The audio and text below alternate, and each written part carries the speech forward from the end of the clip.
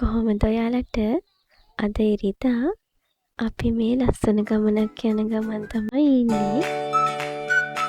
අපි මේ අද ආවේ පානදුරේ බීච් සයිඩ් එකේ තියෙන කයිට් ෆෙස්ටිවල් එක බලන්න. මමයි තාත්තයි මෝලි බබයි තමයි ආවේ. සෙනග ගොඩාක් හිටියා.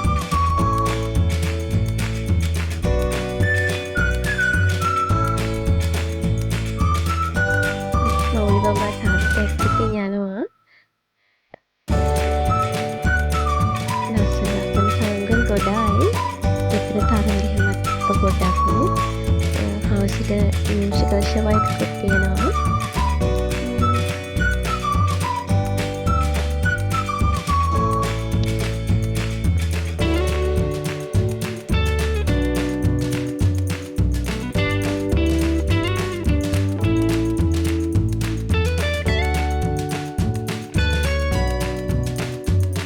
හරිම ලස්සන තරංගල් තියෙනවා. අපිට විතර දෙවියර දකින්න තියෙන තරංග ඒවත් තියෙනවා.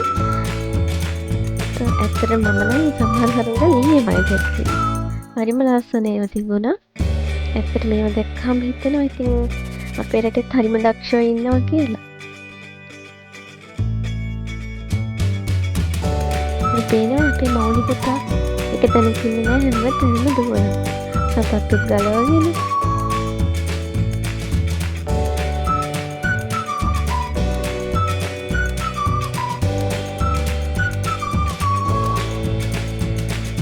එයාට මුලදී රැල්ල පාගන්නත් චුට්ටක් දුන්නා. ඊට පස්සේ මේ බම්බරයක් දැකලා ඒකක් ඕනේ කියලා ඒකකුත් ගත්තා. ඇත්තටම ගොඩාක් දුර ඉඳලා කට්ටිය වෙන හිටියා. ගොඩාක් සෙනඟ හිටියා. එයාලට හරිම සතුටුයි.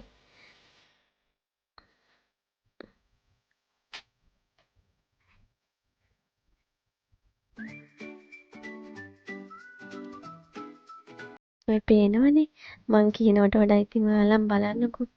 හරිම ලස්සන අලුත් තරංග ගොඩායි.